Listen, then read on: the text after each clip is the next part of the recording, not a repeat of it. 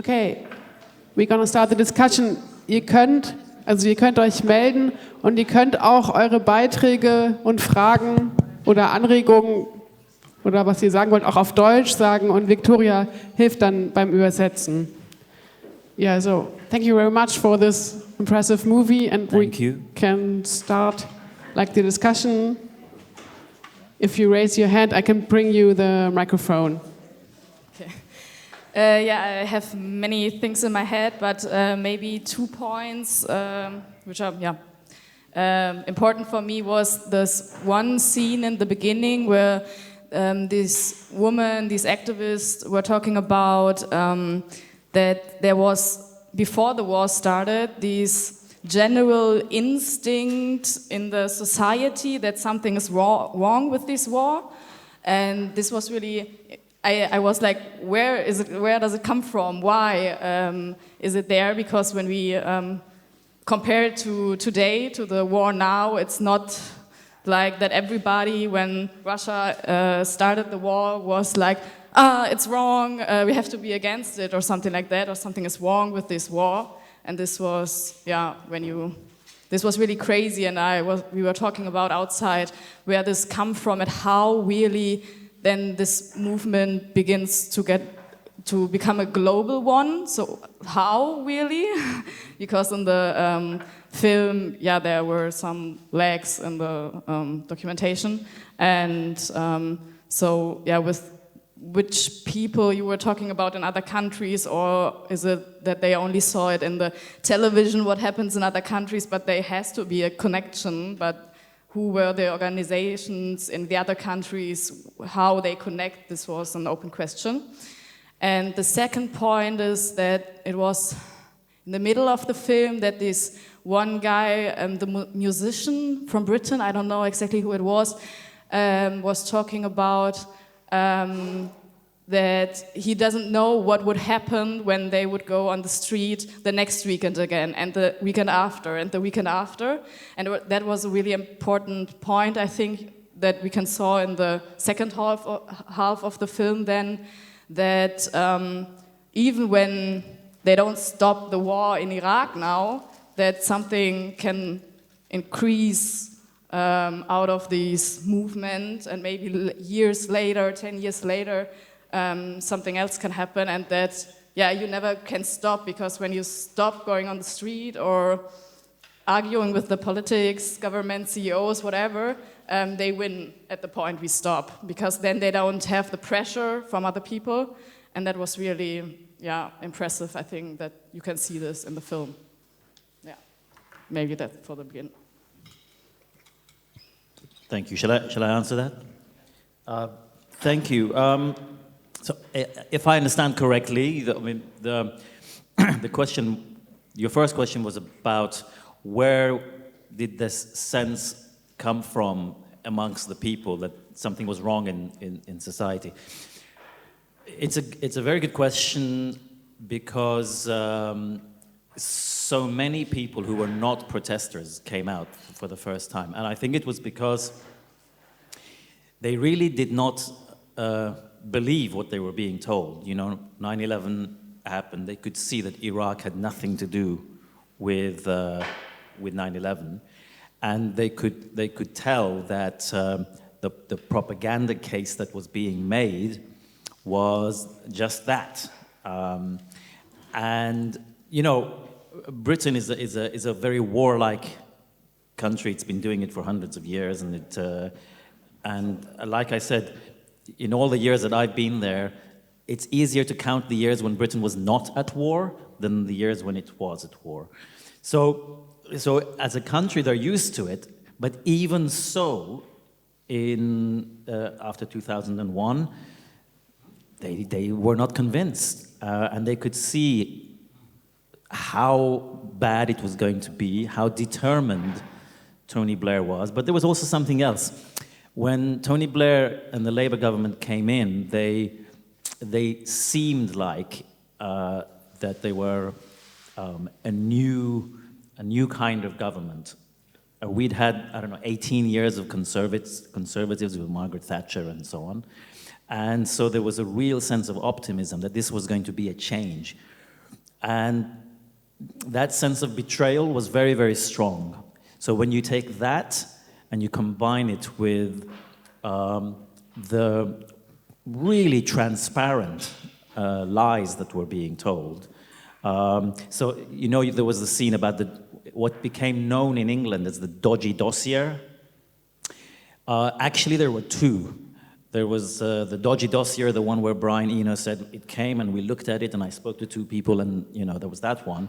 There was another one, which some of you may remember, which they released a few months later, where they basically found a PhD thesis on the internet and they just copied it.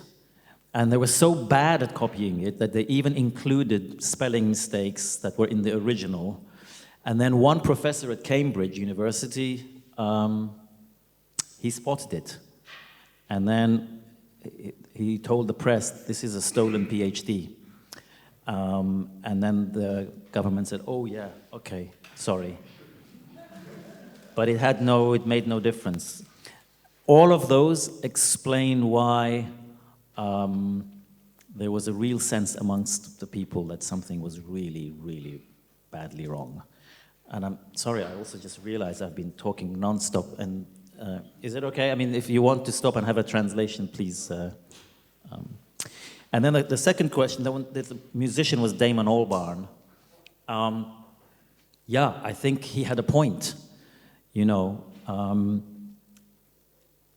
all those people who protested on that day really still had a belief in the essential idea of democracy, that this was going to work. If all of us come in this kind of size, it was going to have an effect. And that was the start of when the government went to war and ignored them. That was the start of the process of a real break between the public and in fact, the UK ambassador to the United Nations during the war, Sir Jeremy Greenstock, he wrote a book recently, and in that book, he says that protest led directly to Brexit, because it was the beginning of people saying to themselves, the politicians don't listen to us, they don't care what we think, and he draws a straight line. So that musician, I think, was making the point that as big as the protest was, they have to come back and make it harder and harder for the government. I think that's a very important point. But, of course, how many people can really afford to come out week after week onto the streets, you know? So that's a question we have to ask ourselves. But I think that was an important point he made.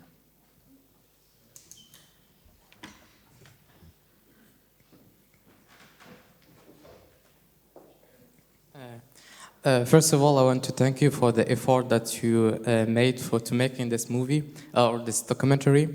And I have only one simple question: is why you took Egypt as an example in the Arabic world, and why you didn't go to one of countries of the Middle East who lives the concrete result of the foreign policy of United States and UK, and when you are in Egypt, did you have difficulties to get to the people that you have interviewed, and what was something that you noticed as a foreigner in the country in this moment? And also, other question: when the time that you make these interviews in Egypt? That was my question. Sure. I think I didn't understand one part of it, but feel free to tell me again. Why did I pick Egypt? Well, it completely fell into my lap. I was in America in 2012 doing my round of interviews. I was in Boston, and I think I had either just done the interview with Chomsky or I was coming back from it. And I was in the station, and I always, if I'm at the station, I go to the bookshop. And I found a book by Ashraf Khalil, who was the New York Times reporter, and I think it was about Tahrir Square. And I picked it up, and I started started reading it. But anyway, there was a bit that referred to the 20th of March movement, and in those couple of pages, it said that this was a turning point, the first day of the war, and that those people had been protesting the Iraq war, and that they had come out on the 20th of March, and that, in fact, in Egypt, they gave it a name. They called it the 20th of March movement. Those people then went on to found an organization called Kifaya, which in Arabic means enough. And then that grew and grew and grew for 10 years, and eventually led to that protest. As soon as I read that, I was amazed. So as soon as I was back in England, I contacted him, and through him I found the others. And then I went to Egypt and so interviewed all those people, Hussam al-Hamalawi and Ashraf Khalil and Amira Huwaidi, Hani Shukrullah and the others. I didn't at that stage have any problems. I would be more concerned about going to Egypt now because of the current regime. I had no trouble finding them and I had no trouble interviewing them. So that was the main reason that I went there. I filmed, I did consider going to Tunisia, where there were some protests in some of the cities there as well around the Iraq war in February 15th and also afterwards when the war started. But because I had this solid base of interviews already there, that's why I went there.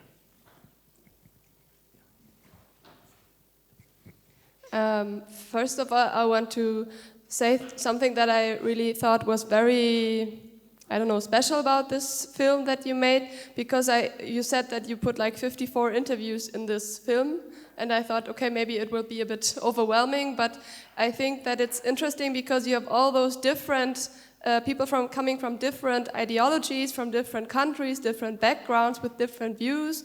But I would say that for example, one of the US veterans who says they're sending us for war to make profits for very few people and we are full of it. Or there's the Egyptian socialist who's saying, but why can't we get more people in the streets? Why are we still too passive in here if even those guys over there can do it?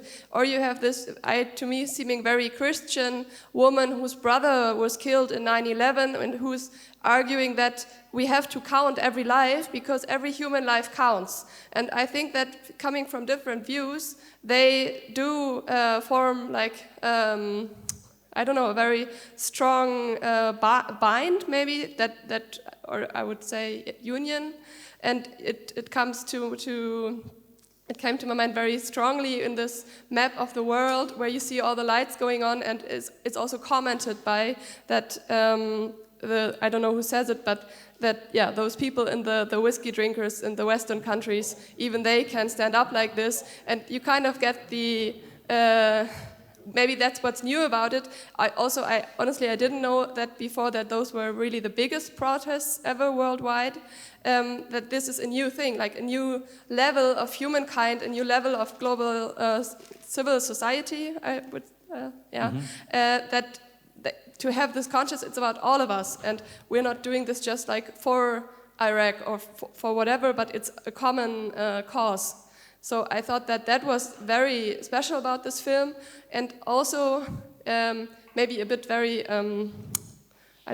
that you had this countdown thing that kind of reminds me of some US-American show or something, but I still, with the alarming music, but I still thought that it was very interesting from the beginning on. It's a countdown, how many more days until the war. So you already put the defeat in the beginning, and that brings up the question, how do they or we rise up again, and not like what is the analysis of the whole struggle, or how do people see it? I also thought that this Blur musician was kind of had a point. We have to keep on fighting because the conflict isn't over. but to me, I think the very interesting question is who put this together and who organized it? Because I don't know, maybe it's 20 years ago wasn't so. There was already the internet and stuff, but there must have been organizations like to bring up this anti-war coalition. And with what goals was it founded, or what do you know about it, and who was the main parts that brought it up again after the defeat and after this depression that you also kind of see in some images from after the war started? So I'll start with that final part, which of course also answers the first question about the organization of it. Well, I thought that I had partially answered it in the film, but maybe not sufficiently, because after all, there's only so much that you can put into the detail of organization, and maybe the organization isn't so dramatic. But anyway, so the people that you saw in London, the Stop the War Coalition, that happened just a few days after 9/11, that meeting in the hall, and those people who said, I wrote the leaflet, and we formed a meeting, and we formed the coalition, and so on. So that's where the idea started. And then those people spoke to their European counterparts in Spain and Italy. I did go and interview them. Those were part of the 110 interviews I did. But at the end of the day, I tried to tell a chronological story as efficiently as possible. And of course, I also interviewed, you saw Raffaella Bollini in Italy. So I tried to put the pieces together. It sort of started there. They met in Florence at the European social movement there. There was another step in Porto Alegre in Brazil, which was the World Social Forum, not after the European Social Forum. But that was becoming I had that in, but I thought I had done enough by that stage to say that this was a global movement of activists, who started in London, met in Florence, spread the message, the Americans picked it up. All of those people are in the film and they talk about it. And that's who it was. And this was pre-social media. It was old-fashioned, face-to-face meetings, activism, leaflets. Like the woman in New York said, they distributed 1 million pieces of literature. And I had the footage from the London office where they were making placards. They had a small room in a building in the east of London, and there were 4 or 5 people. That was the headquarters. And it was that sort of event. So that's how really it was grassroots activist organizations began in London, spread to some European cities, and then Porto Alegre. In Porto Alegre, that was when the message went out to the world, when all the World Social Forum people were there, and they said, February 15th is the date, go and organize. And I think it became much, much bigger than even they expected it to become. Nobody knew how big it was going to be. And then, in terms of the countdown structure, I spent probably a year trying to think about how to tell this story, maybe long. It took me 4 years just to research it. There was no getting away from the fact that everybody knew this war was not stopped and it went ahead. I sometimes describe it like making a film about the Titanic. When you go to watch James Cameron's Titanic, the Titanic sank.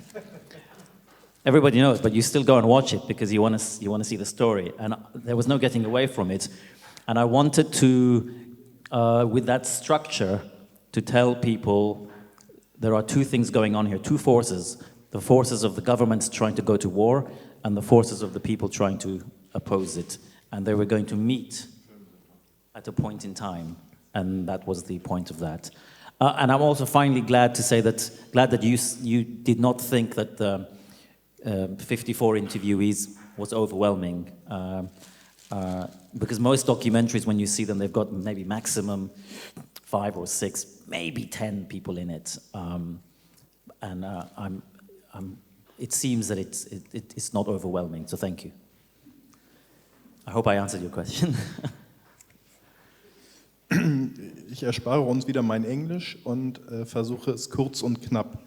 Also erstens begreife ich, auch wenn der Filmtitel das Many betont, den Film vor allen Dingen als ein Plädoyer für Hartnäckigkeit und finde, dass das ja durch den Filmregisseur selber auch gegeben ist, denn 9 Jahre an einem Film arbeiten ist selber hartnäckig und deswegen die erste Frage, was die Motivation dafür ist und was sich erhofft wird von diesem Film in seiner Wirkung, was diese Hartnäckigkeit ausmacht. Das zweite, eine Anmerkung zu Judiths Frage. Ich glaube, es ist wie mit Ägypten. Die Proteste sind nicht erst in diesem Moment entstanden, sondern es hat viele Jahre der Vorarbeit gegeben, durch die Friedensbewegung schon beim ersten Golfkrieg deutlich zu machen, dass es hier um einen Krieg für Öl und geostrategische Interessen geht. Und das halte ich für wichtig. Und daraus noch eine Frage. Wenn man sich überlegt, warum hat das nicht gereicht, komme ich mit zu dem Ergebnis, dass ich den Eindruck hatte, es wurde sich viel gefreut darüber, wie viele es sind und darüber ein bisschen vernachlässigt, über die verschiedenen Gründe auch zu diskutieren, um zu einer höheren Qualität für eine Hartnäckigkeit und Kontinuität zu kommen. Ob das möglicherweise durch die Erfahrung von damals oder die Interviews eine bestätigte These ist. So if I answer, you will translate. I'll say it. I understand. Oh, you do? Okay. My apologies again for my lack of language. So I think if I understand correctly, there was something about the constancy of the demonstrations and also my role. Well, when I used to make films before for the BBC, we had 6 months or something like that. They would give me the budget, I'd make the film, they would have a date for showing it. When I started to make this film, I had no idea how long it would take. If I had known it was going to take me 9 years, I really don't think I would have done it. So, but I'm glad I didn't know, because that meant I just did it, and 1 year went into another, it started with me wanting to make it, and then it became me needing to make it. Because I realized that this story needed to be told. I mean, I needed to tell it. I needed to find out the answer to the questions. How did this happen? Why did this happen? And what does it mean?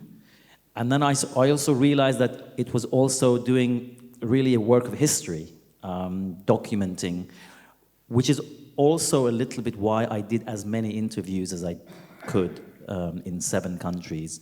Because I thought, I'm not going to get this chance again. If I'm here, I'm going to interview as many people as I can.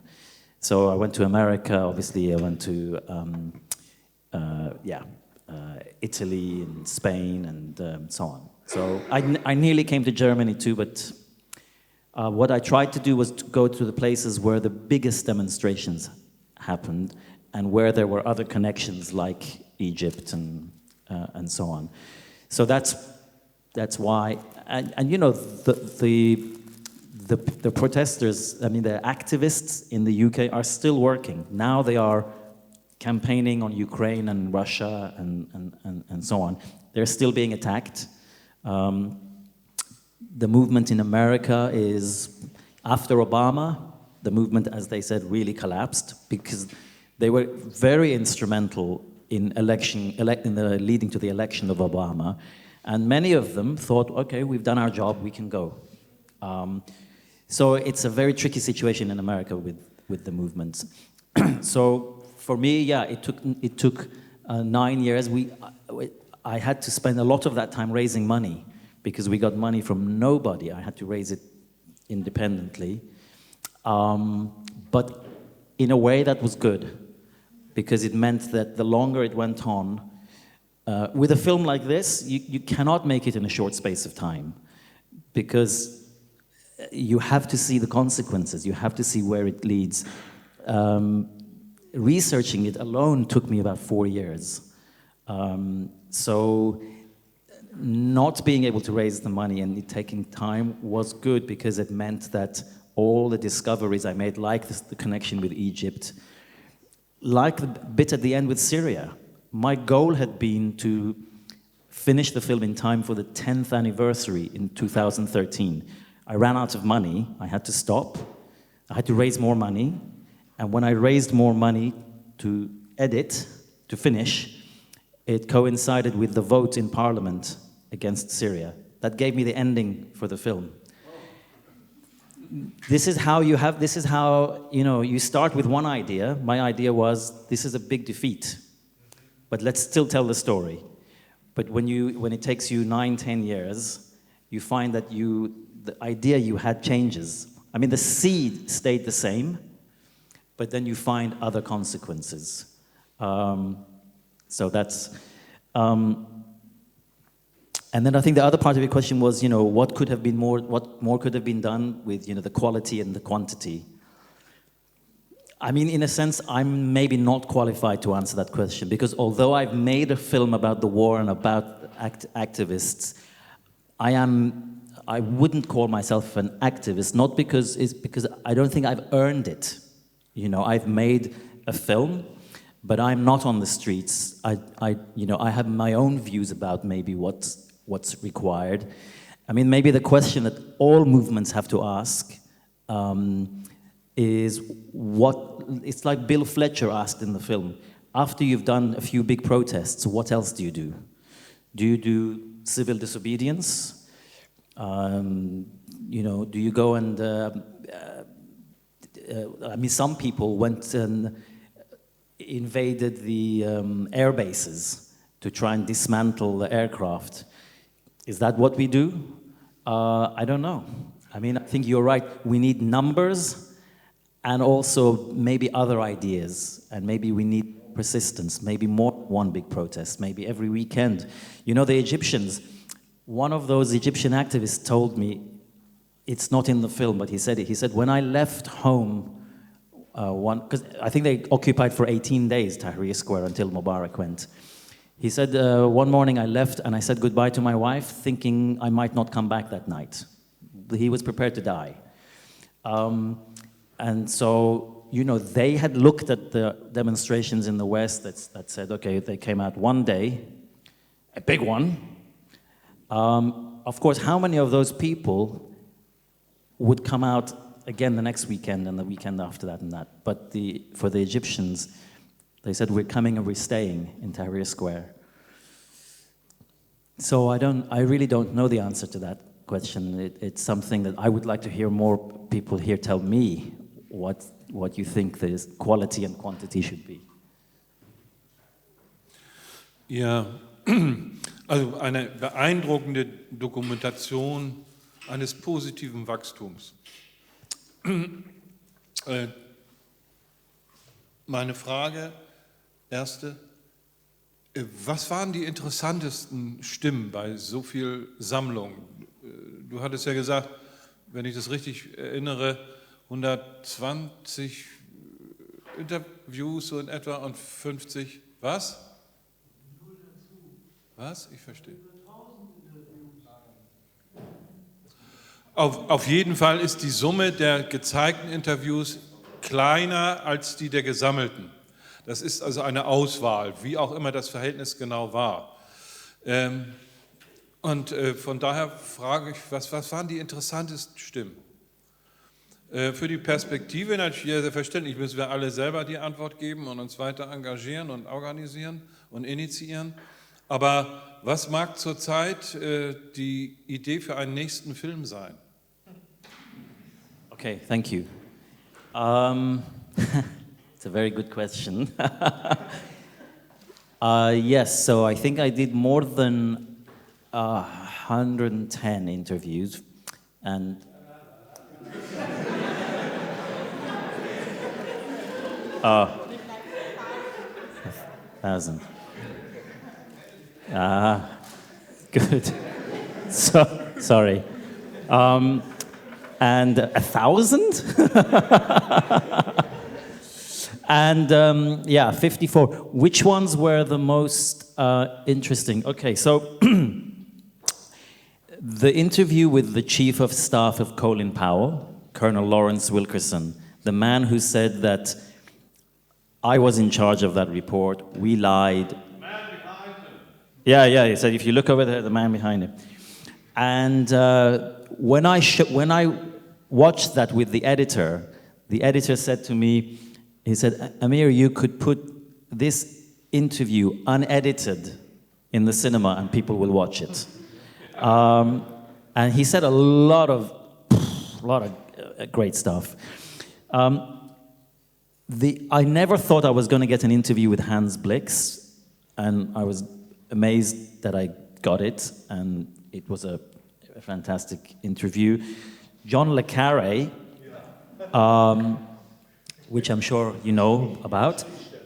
John le Carré had said publicly he would never give another interview. He had given one interview to a television Channel 4, and he said he would never give another interview. And I spent 1 year writing letters to him back and forth, and eventually he said, okay, call me, and he said, I will give you the interview, but I want to see it when you've edited it in, and then I can give you approval, yes or no. And I said, okay, and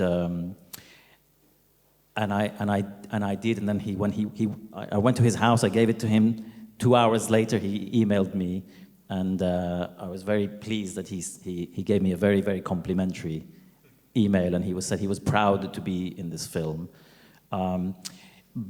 But I wanted someone like him because he was a spy.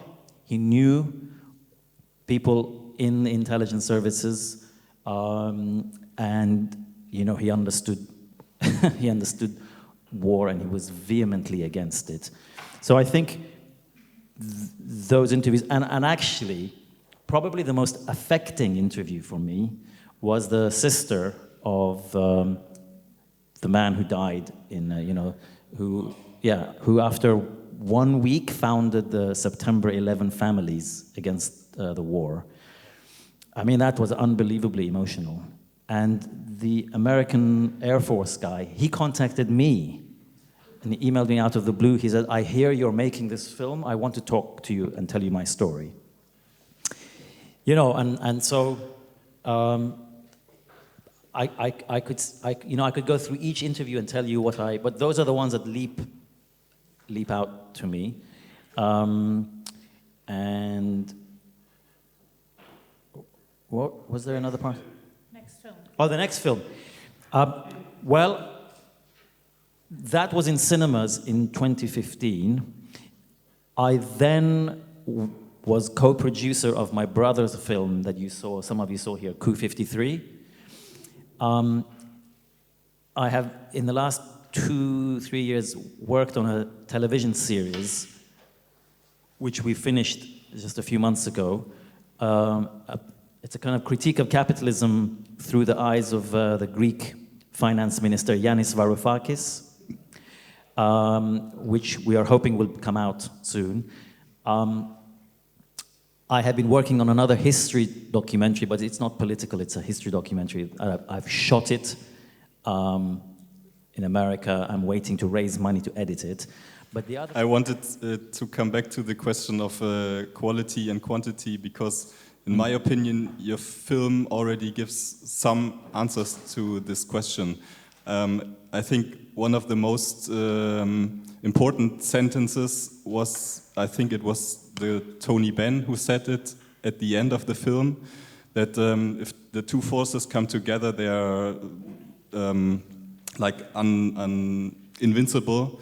The one is the anger against the policies of the ruling forces, and the second one is the optimism to create something new or a better world, which I think in our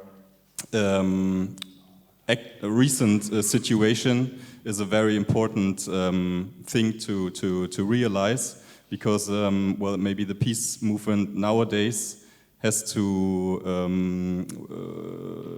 realize more that both of these sides are necessary to spark this moment of growing and changing the mentality again. And The second thing that I was thinking about is the poem that you used for the introduction, which also gives the title, because obviously the fact that we are many is not something that is said about the sheer quantity of people getting into the streets, but it characterizes that there are many people around the world who have the same interest in building peace, and there are just a few people who have really interest in making war.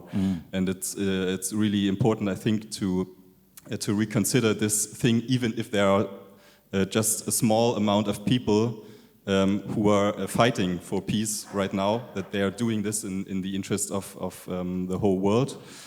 And I would be really interested how you found out about this poem and this writer, because to me he was really unknown. Yeah. And I just read the Wikipedia article about him, and there's mentioned that Karl Marx even commented on him, saying that if he had lived longer, he wrote in like 1820 or something, this poem.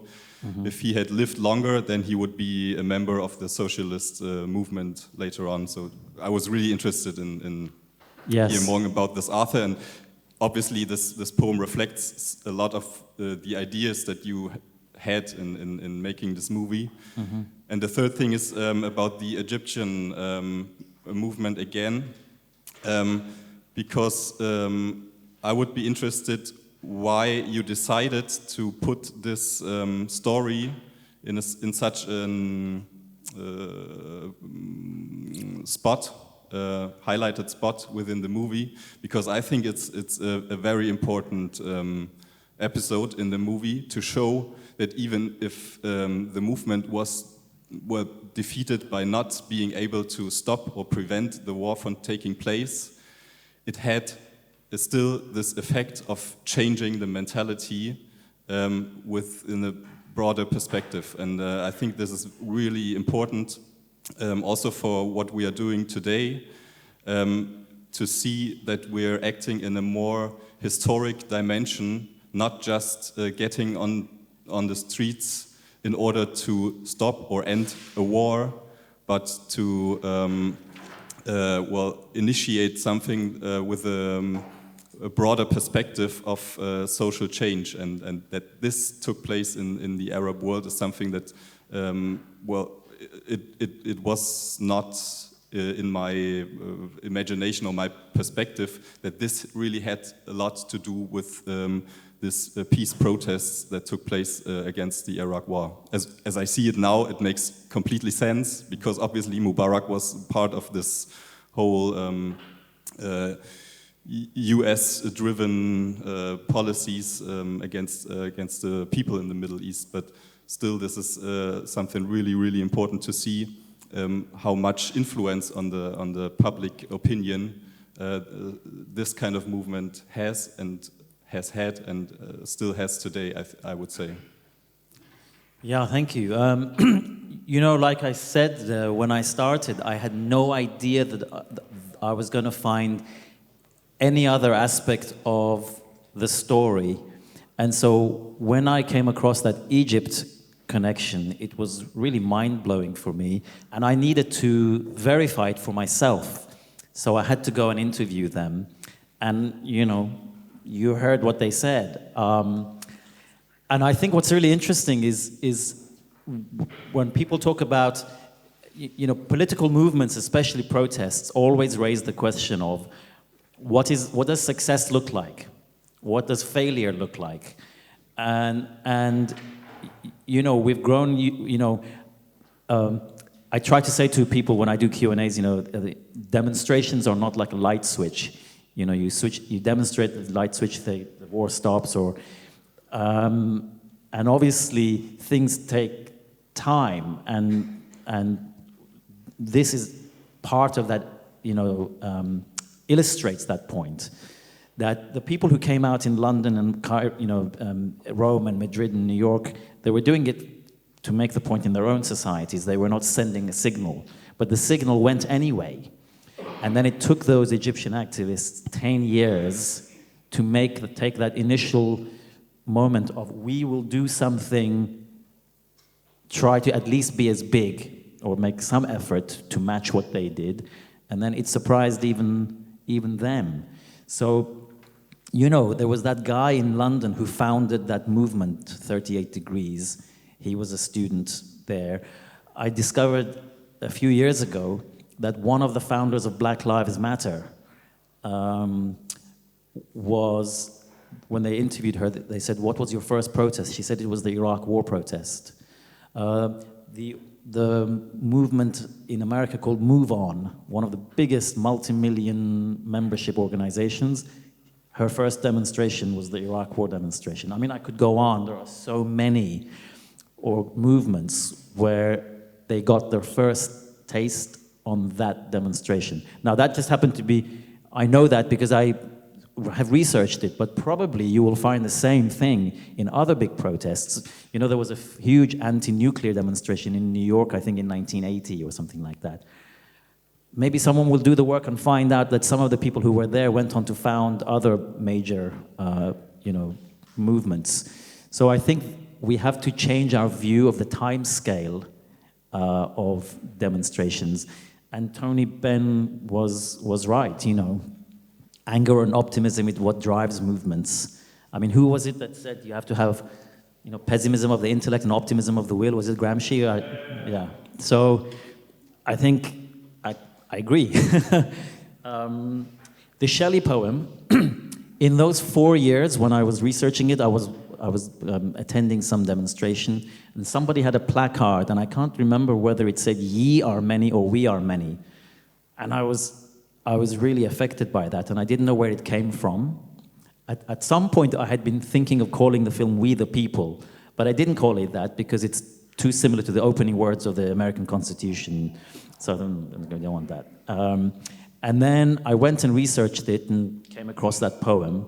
And the poem, do yourselves a favor and read it. It's extraordinary, and I think Marx was completely right. I think if Shelley was around, that's what he'd be, a socialist. And then there are these 4 lines which I chose to open the film with, are beautiful, you know, and it spoke to me about what you said. You know, there are so many people, and there are so few who are, you know, the ones that take us to wars and so on. We do have a huge amount of power if we know how to use it. You know, if we take it. I know it's easier said than done, and who the hell am I as a filmmaker to say this? But it's just something that I noticed in making the film. Was there something else I missed? Did I answer everything? Yeah. First of all, thank you. And I think we all could agree about, it would be really powerful to protest every week in union with 1 million. But the question really is, why should 1 million do this? Or not other way around, what makes the way of the people in Egypt so powerful different, although the demonstration of February 15th? My thesis is that it depends really on perspective. No war, or a more or less specific better world that is worth demonstrate until it's reached. Okay. Yes, thank you very much.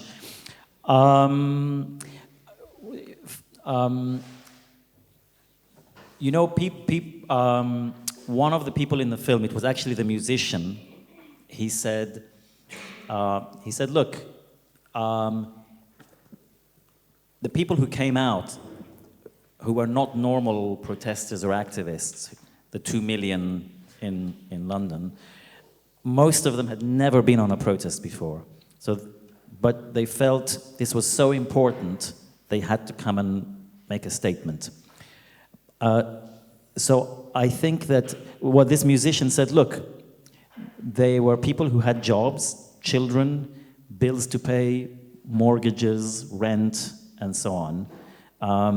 They were not mentally prepared to come out every week in the way that maybe an activist, an organizer might come every week.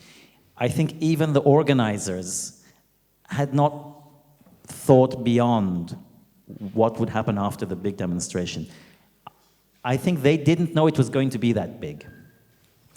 I also go back to the original point that people thought when it's as big as this, the government will at least pause and think and ask questions. They had no idea that 1 year earlier, Tony Blair had given his word, as you saw in that document, to Bush, that he was going to support them.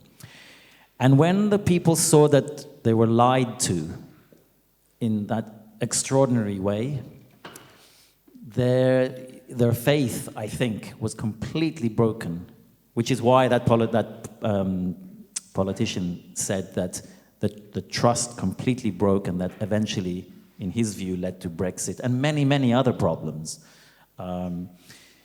So I think that's why, but the question, why should people come out? Why should 1 million people come out? It's a good question. Why should they come out? For each person, they have to ask, what do they believe in? I mean, why do you think the protest ended up being the biggest in history? Why did all those people come out in so many cities, in so many countries? I suspect it's because they were all shocked by the transparent disconnect between Iraq and 9/11, which was the story everyone was told. Hans Blix and El Baradei were in the United Nations saying, we have found nothing. And of course, since then, we didn't find anything, because there was nothing. Everybody knew there was nothing. All the intelligence services were saying there's nothing. In Egypt, I think the reason they came out and they stayed out and were prepared to lose their lives was, they had been living under military, or, Mubarak's dictatorship for so long. When the hope was in front of them, I think they wanted to grab it, and they were not going to let go until he left. And they were prepared. People did die in that. I don't know how many, but they did. Like that guy said to me, he said goodbye to his wife, and he didn't think he was going to come back that night. People make decisions about what's important to them. I think, and your thesis was about, positive and negative, yes. Yes, it's easy to protest against something which they were doing, and maybe there wasn't a positive. Sometimes people say, you shouldn't just protest against war, you should ask for peace, and you should work towards peace. And some people say there should be a ministry of peace. In fact, there used to be a ministry of peace. I think there was a briefly discussion of a ministry of peace in America, but it didn't last. It didn't last very long. It's a big question. Which is more effective? Something positive to hope for and ask for, or something? You see, I think what's happening, for example, now in the UK and the US, these two countries, with their right-wing governments, they have adopted a strategy of doing so many outrageous things every day. Trump did it, our government, Boris Johnson and so on, did it, that you are punch drunk. You're like a boxer who's been in the ring in 15 rounds, and every round you're being knocked out. And so what can people do? They can only react. There is no space to do anything but react to punches, rather than having a space to think about what can we positively work for. And that's just my view, but I think that is where our societies are right now. And I think activists and organizations and so on, they have no resources. Every organization I know is constantly looking for money, trying to raise money just so that they can keep going. When you have that sort of imbalance, it's hard to really organize. And the space is being filled, unfortunately, by billionaires.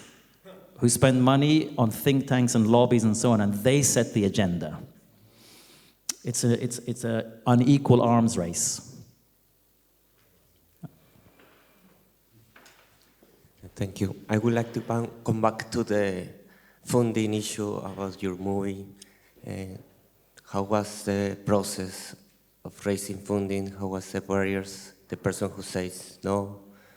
And if you believe if some time of the time BBC will broadcast this movie, this documentary. Okay. The funding was the funding was very interesting. When I had the idea, I thought, well, I've made all these films for the BBC and Channel 4. Maybe if I go to them, they might, because they know my work, they might give me money. Of course, that didn't happen. I applied to Sundance, nothing. I applied to the Ford Foundation, nothing. Basically, in short, I applied to everybody, and I got nothing.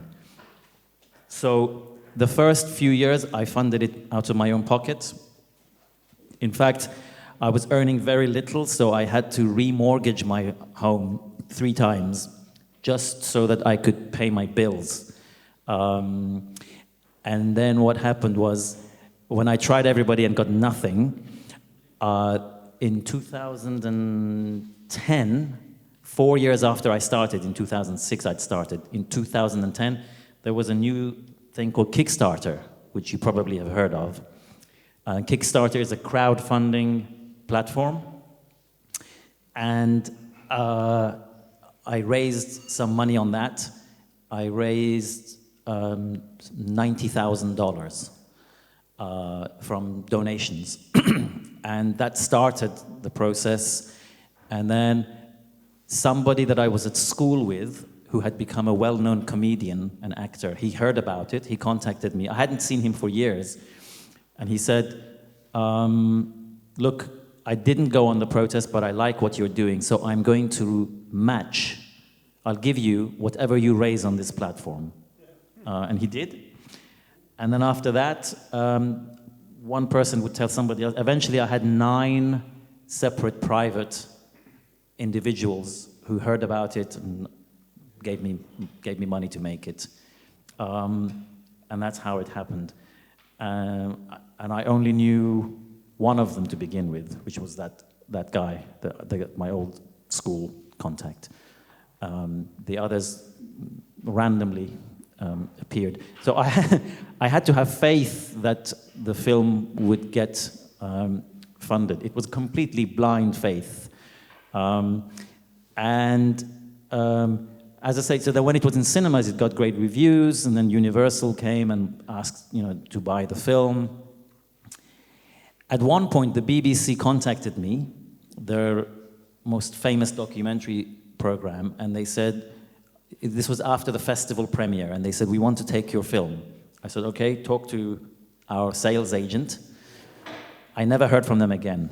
The next year, at the same festival, I ran into that person. And she said, hey, how's it going? I said, good, we had a cinema release, Universal took the film, but more importantly, what happened to you? You said the BBC was going to take the film. And she said, yeah, I wanted it. She was the editor of the program. She said, but when I requested approval from the senior management, she was told no, she couldn't take it. And the professor of law here that was here earlier, Norman Picht, yeah, he said, now I see why the BBC didn't. Yeah, and I guess that's true, It was I suppose, from their point of view, it's a subversive film. You cannot risk the people in the country knowing how big the protest was. It's not a message the BBC wants the people to see. It's my guess. As a little coda to that, 6 months or a year after that decision not to take the film, the BBC did show a documentary about protest.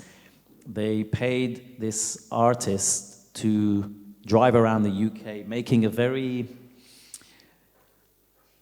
condescending, very patronizing film about protesters, essentially laughing at them, saying, look at all these poor hippies, they protest.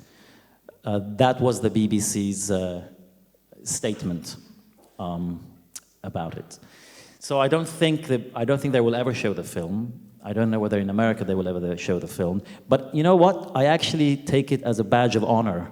I must be doing something right if they don't want to show the film. So.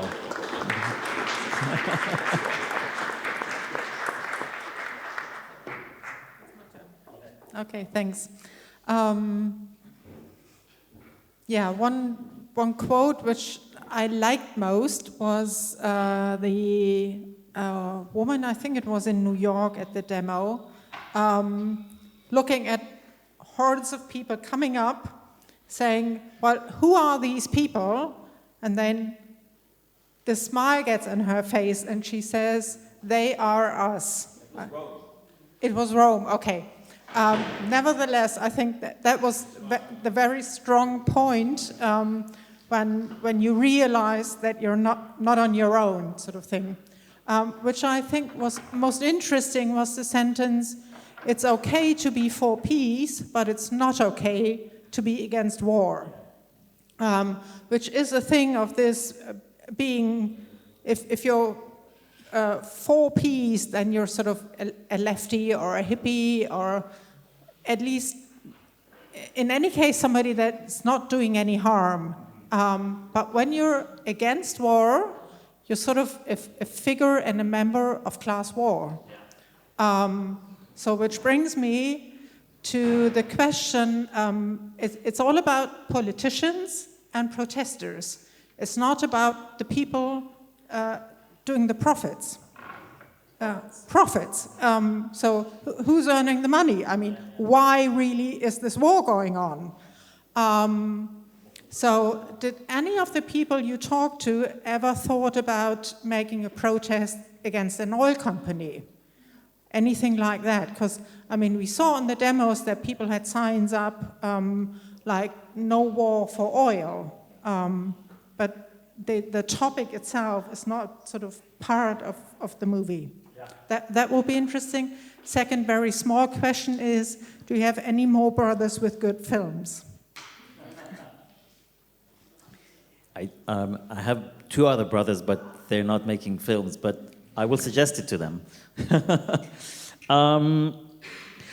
Yeah, I mean, I think, also the people who came and protested, they were also protesting about Palestine, but they came under a broad umbrella against the war.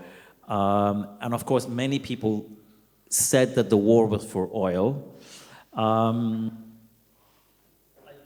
don't know if that's the case. I'm sure that played a part in it. When the Americans occupied Baghdad, the only ministry that they put guards on was the Ministry of Oil. They didn't care about the museums, they didn't care about the interior, nothing else except the oil ministry. So, because I was trying to tell one story about the story of the protest, how it happened and what came from the protest, I didn't go into that side of it, because you could make an entire film just about the profits, the military-industrial complex and the arms and so on.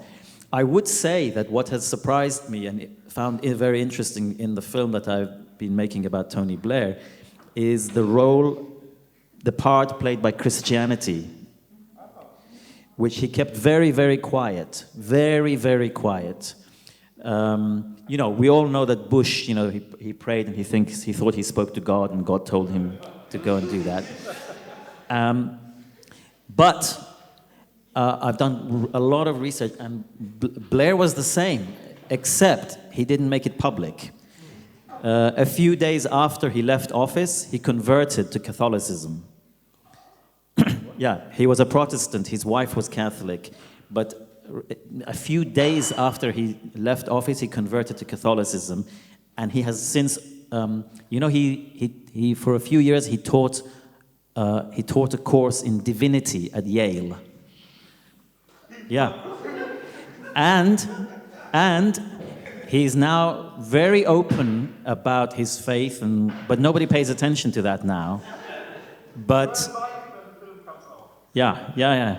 So, you know, for Blair, it was two things. In the UK, which has no independent foreign policy, every prime minister believes the only way to succeed is to be at the side of the Americans. Whatever the Americans want, the UK does. That was one part of it.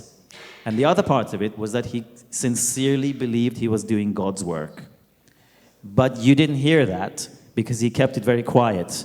There was a famous interview where an American journalist was speaking to Blair, and then he asked him about faith and Christianity and so on.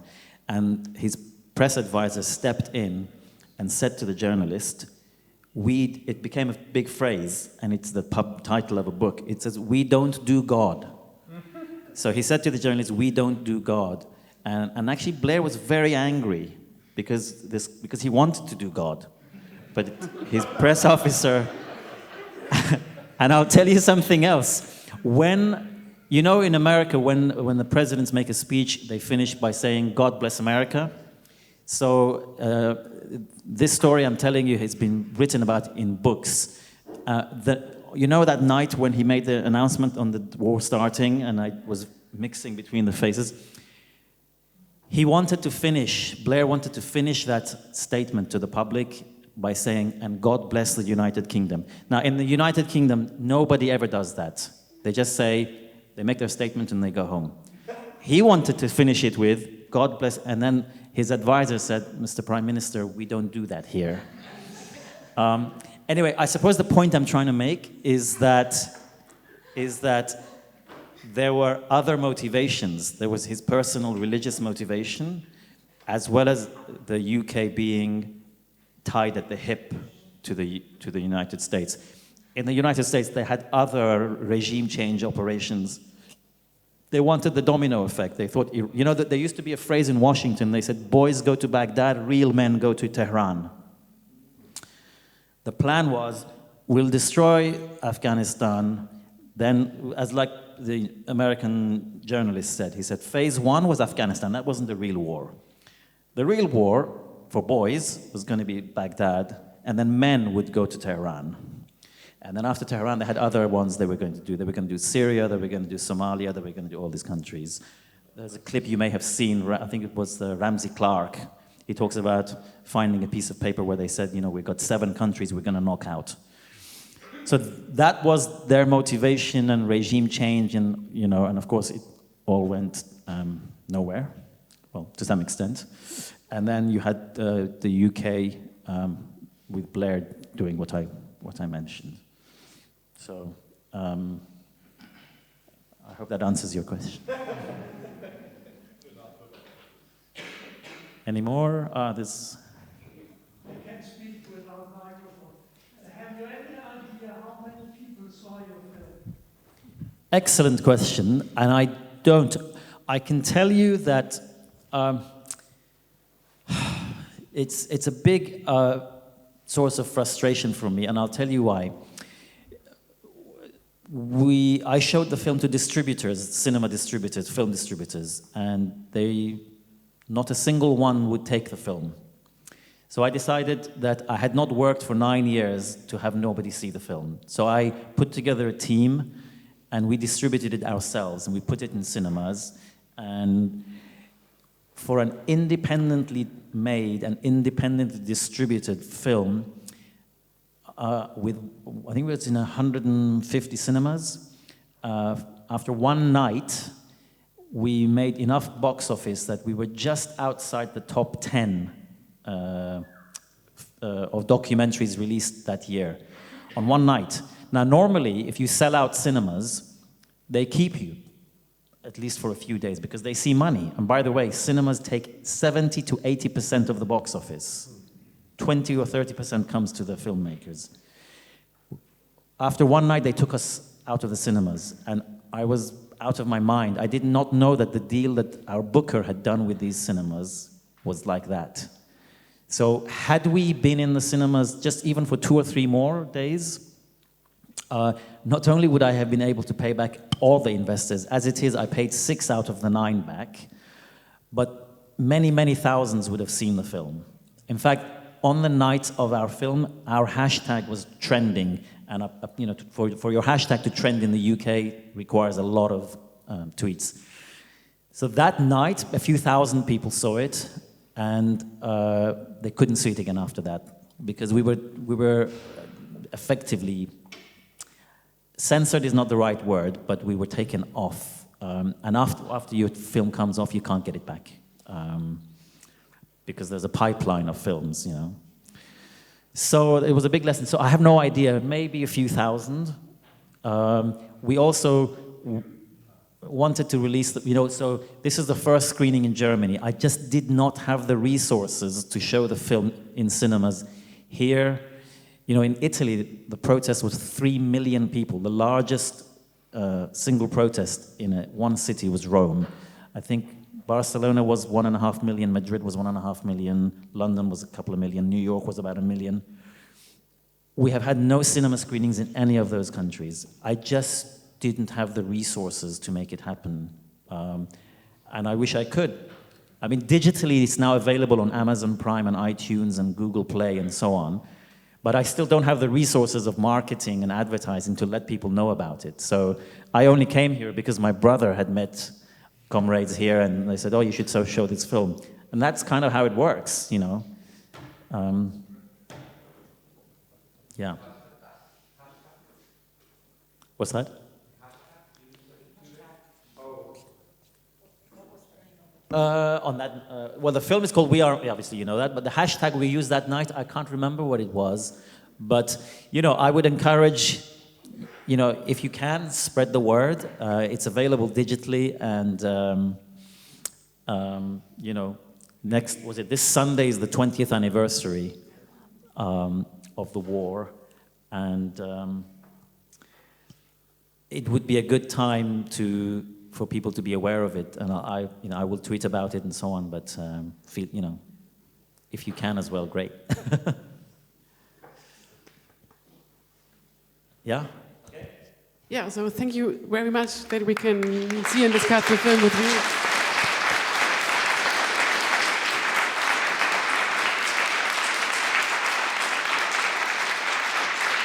Thank you.